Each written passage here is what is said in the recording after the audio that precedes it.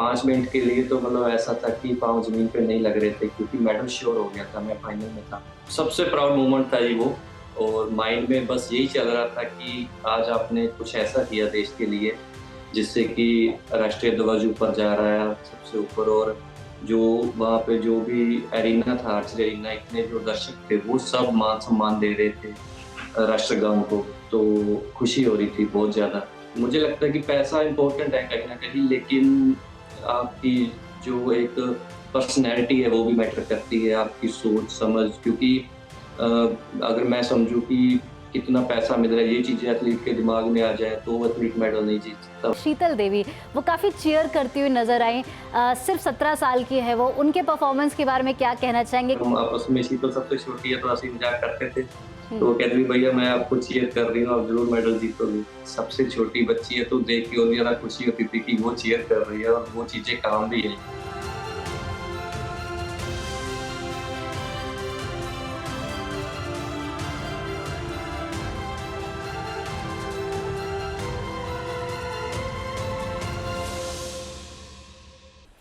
Our Paralympians have scripted history in Paris. They have taken India's medal tally to 25, and I have a very special guest with me who too wrote history in golden words. I have with me Harvinder Singh, who secured India's first ever Olympic gold in archery. Harvinder ji, CNBC TV 18 से बात करने के लिए बहुत-बहुत शुक्रिया। हमारी team की तरफ से और पूरे देश की तरफ से बहुत-बहुत मुबारक। आप जब पोडियम पर थे और नेशनल एंथम चल रहा था, उस वक्त क्या चल रहा था आपके मन में? जी सबसे प्राउड मोमेंट था जी वो और माइंड में बस यही चल रहा था कि आज आपने कुछ ऐसा किया देश के लिए, जिससे कि राष्ट्रीय ध्वज ऊपर जा रहा है सबसे ऊपर और जो वहाँ पे जो भी एरिना था, आर्चरी एरिना, इतने जो दर्शक थे, वो सब मान-सम्मान दे रहे थे राष्ट्रगान को, तो खुशी हो रही थी बहुत ज़्यादा, वो सब चीज़ें देखकर। जी।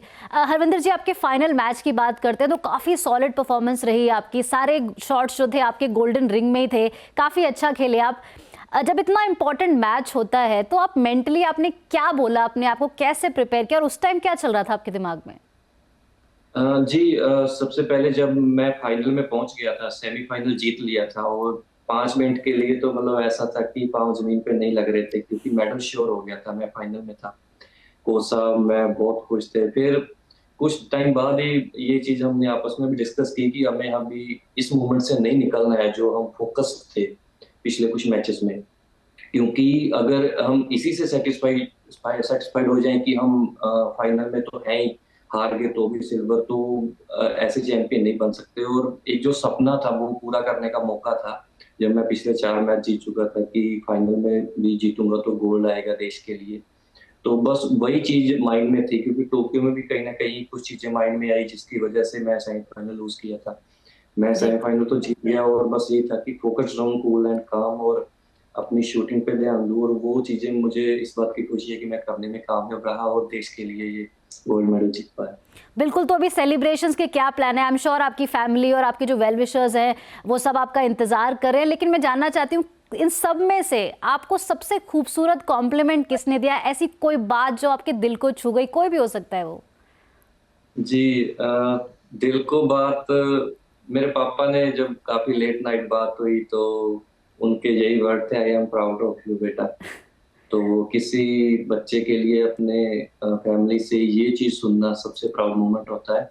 अदरवाइज़ मेरे कोचेज़ गौरव शर्मा सर मेरे साथ थे, जीवन सर इंडिया से थे, तो कोचेज़ का जो आशीर्वाद मिला और उनसे जो हौसला अफ़ज़ाई मिली बाद में, तो वो भी सबसे बेस्ट थी।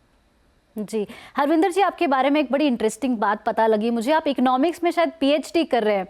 तो ये आर्चरी में गोल्ड मेडल, इकोनॉमिक्स में पीएचडी, इसके बारे में थोड़ा बताइए, क्या ये आपकी लाइफ का प्लान बी है, क्या है ये?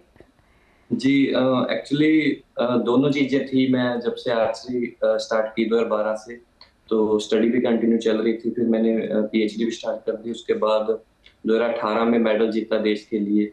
तो स्टडी के लिए थोड़ा टाइम कम हो गया, गेम पे ज़्यादा फोकस हो गया कि देश के लिए और मेडल जीतने हैं। टोक्यो में भी मेडल जीता। तो इसी वजह से थोड़ी स्टडी लेट चल रही थी, लेकिन हुँ। अभी ये साल है पूरा और मुझे उम्मीद है कि मैं इस साल पूरी कर लूँगा। इकोनॉमिक्स में मैं पीएचडी कर रहा हूँ पंजाब हुँ। यूनिवर्सिटी पट जी, अब क्योंकि आप एक इकोनॉमिक्स के स्टूडेंट हैं और हम एक बिजनेस चैनल हैं, क्या आप हमारे व्यूअर्स को पैसों को लेकर कोई एडवाइस दे सकते हैं? आपकी खुद की जर्नी काफ़ी हम्बल रही है, आपकी लाइफ में पैसे की क्या इंपॉर्टेंस है, आप कितना महत्व देते हैं उसको? देखिए, मुझे लगता है कि पैसा इम्पोर्टेंट है कहीं ना कहीं, लेकिन आपकी जो एक पर्सनैलिटी है वो भी मैटर करती है, आपकी सोच समझ। क्योंकि अगर मैं समझूं कि कितना पैसा मिल रहा है, ये चीजें एथलीट के दिमाग में आ जाए तो एथलीट मेडल नहीं जीत सकता। वहां पे जो प्रेशर होता है वो अचीवमेंट का होता है। और मुझे लगता है कि एज ए इकोनॉमिक स्टूडेंट मैं ये एडवाइस देना चाहूंगा पैसों को लेकर। पैसा इंपॉर्टेंट है, लेकिन आपकी लाइफ, आपके रिश्तों, आपकी सोच, आपकी पर्सनैलिटी से ज्यादा नहीं। और बस यही वैसे। जी, बहुत खूब कहा आपने। हरविंदर जी, मैंने ना आपके मैचेस में एक पैटर्न देखा है कि आपको मतलब ना आपको एक कमबैक किंग भी कहा जाता है कि आप यूजुअली जिस भी सिचुएशन में होते हैं किसी तरीके से एक हारे हुए मैच में आप कमबैक कर लेते हैं। तो ये जो मेंटल स्ट्रेंथ है ये कहाँ से आती है? क्योंकि कई बार जब हम नर्वस हो जाते हैं, ऐसी सिचुएशन टफ होती है तो a lot of people give up. आप कैसे एक हारे हुए मैच को जीत जाते हैं? जी, उस टाइम बस यही चीजें कंट्रोल करनी होती है कि आपको रिजल्ट ओरिएंटेड नहीं होना होता। उस टाइम आपको परफॉर्मेंस डिलीवर करनी पड़ती है, क्योंकि जब आप बेस्ट परफॉर्म करोगे तो रिजल्ट अपने आप ही आएगा। मुझे याद है टोक्यो में एक समय ऐसा था कि जब मुझे जीतने के लिए 8 चाहिए था और मेरा 7 लगा, फिर मैंने टाई शॉट में वो मैच जीता था। तो वो चीजें मैं यहाँ नहीं दोहराना चाहता था, और फोकस था बिल्कुल। कुछ भी चीजें दिमाग में आने नहीं दी मैंने फाइनल मैच में, कि मेरा, क्योंकि नेगेटिव थॉट नहीं कि मेरा कहीं इधर ना लग जाए, 7 ना लग जाए, या आउट ऑफ येलो रिंग ना हो। जस्ट फोकस रह के ही वहां पे शूट किया। और उसके बाद जब मैच जीत लिया तो कुछ समय लगता है उस माहौल से बाहर निकलने में, लेकिन कोच साहब मेरे साथ थे, तो इस बार मैं रेडी भी था इस मोमेंट के लिए। तो इस बार अच्छे से एंजॉय कर पाया उस चीज को। लेकिन ये है कि फोकस जितना रहेगा एथलीट अपनी परफॉर्मेंस के दौरान, रिजल्ट को पीछे छोड़ के कि क्या रिजल्ट आने वाला है, उसके बिना जब परफॉर्म करेगा, अपने 100% डिलीवर करेगा, तो डेफिनेटली आप मेडलिस्ट बन सकोगे। बिल्कुल। और हरविंदर जी, मेडल ना सबको दिखता है और वो अचीवमेंट सबको दिखती है, लेकिन उसके पीछे की जो मेहनत होती है, जो ट्रेनिंग होती है, जो कोचेस का सपोर्ट होता है, वो एक बहुत बड़ी बात है। मुझे ना एक और चीज़ पता चली थी कि आप अपने पिताजी के खेतों में प्रैक्टिस करते थे। क्या अपनी ज़िंदगी के कुछ चैलेंजेस के बारे में बताना चाहेंगे, वो खेतों में प्रैक्टिस के बारे में बताना चाहेंगे हमारे व्यूअर्स को? जी, ये चीज हुई थी लॉकडाउन के दौरान। जब लॉकडाउन हो गया था, पैरालंपिक्स एक साल आगे चले गए, तो सारा कुछ बंद था। तो मैं भी गांव में अपने घर पे आ गया था, तो बिल्कुल घर के साथ ही खेत है हमारे। तो उस दौरान फिर मैंने टारगेट मंगवा लिया और वहीं वहीं पे अपनी प्रैक्टिस शुरू की। तो वो चीज मेरे लिए फायदेमंद भी रही, क्योंकि हम टीम में प्रैक्टिस करते हैं, ग्राउंड पर प्रैक्टिस करते हैं अपनी टीम के साथ, लेकिन जो अकेले की प्रैक्टिस होती है आपको वो भी मैटर करती है। तो वो चीजें मैंने इस बार भी दोहराई। मैंने अपने खेतों में एक अलग से अभी भी जगह छोड़ रखी है, वहां पे एक टारगेट अभी भी मेरा लगा होता है। मैं जब भी घर जाता हूँ तो प्रैक्टिस नहीं छोड़ता, मैं वहां पे अपनी प्रैक्टिस करता हूँ। और वो जो सोलो प्रैक्टिस होती है वो भी एक एथलीट के लिए जरूरी होती है। ज्यादा दिन एथलीट नहीं कर सकता, लेकिन उन चीजों ने काफी फायदा दिया मुझे, जो मैंने उस टाइम फार्म में प्रैक्टिस की थी। अभी भी मैं जब भी मैं घर पे होता हूँ, चाहे 2 दिन के लिए भी जाऊँ, तो ये कोशिश होती है कि प्रैक्टिस ना छूटे। तो ये चीजें फायदा देती हैं एथलीट को। जी बिल्कुल। क्योंकि आप इतनी मेहनत करते हैं, इतनी प्रैक्टिस करते हैं, अपने फ्री टाइम में क्या करते हैं आप? कोई क्या शौक है आपके, ताकि प्रेशर को थोड़ा सा कम किया जा सके या डिस्ट्रैक्ट किया जा सके? जी, फ्री टाइम ना एक्चुअली मिल ही नहीं पाया काफी टाइम।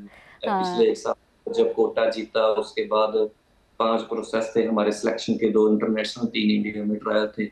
तो इतना प्रेशर होता है उस टाइम, और कोटा एक ही आया था हम मेरे इवेंट पे, मैं ही जीत कर लाया। तो मेरे ऊपर और भी ज्यादा प्रेशर था as being a previous medalist, कि मुझे सिलेक्ट होना है देश के लिए।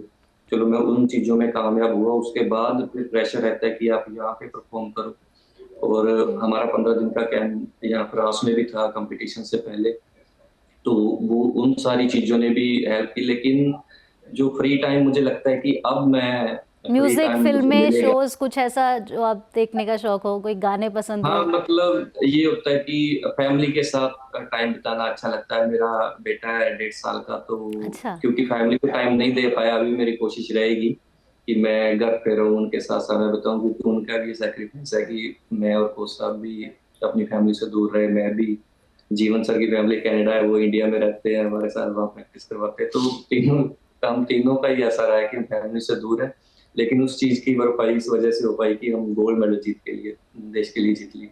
बिल्कुल, और आई एम श्योर आपके बेटे को और आपकी फैमिली को इतना गर्व है, क्योंकि पूरे देश को बहुत गर्व है। और स्पेशली इस बार जो पैरालंपिक्स में इंडिया का परफॉर्मेंस रहा है, उसमें इंडियन टीम ने सारे रिकॉर्ड्स तोड़ दिए। टोक्यो का रिकॉर्ड तोड़ दिया। इस बार हमारी जो मेडल टैली है वो सबसे बेहतरीन है, और उसमें आपका एक बहुत बड़ा योगदान रहा है।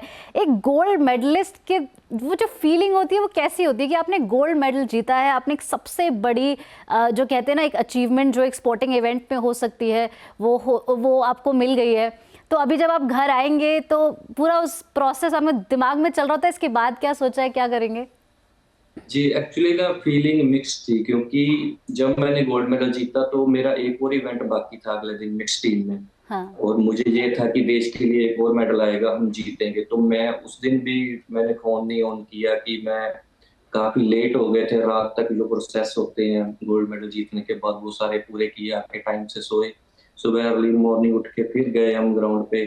पूरा दिन बारिश में हमारे मैच होते रहे, लेकिन अनलकीली वो ब्रॉन्ज मेडल हम हार गए। 4th प्लेस हमने फिनिश किया। तो दोनों की मिक्स फीलिंग होगी, क्योंकि मेरी टीममेट थी जो साथ में, तो इस चीज के लिए भी बुरा लग रहा था कि एक और मेडल देश के लिए आता रह गया। लेकिन इस बात की खुशी थी कि गोल्ड मेडल जीता है। लेकिन एनी हाउ मुझे उम्मीद है कि अगली बार से हम जरूर एक से ज्यादा मेडल मैं जीतूं, मेरी टीम पूरी जीते मेडल देश के लिए। लेकिन अभी धीरे धीरे चलो उस हार से बाहर निकल रहे हैं, क्योंकि कहीं ना कहीं मन को ये तसल्ली है कि गोल्ड मेडल जीता है देश के लिए, और ये हिस्टोरिक है।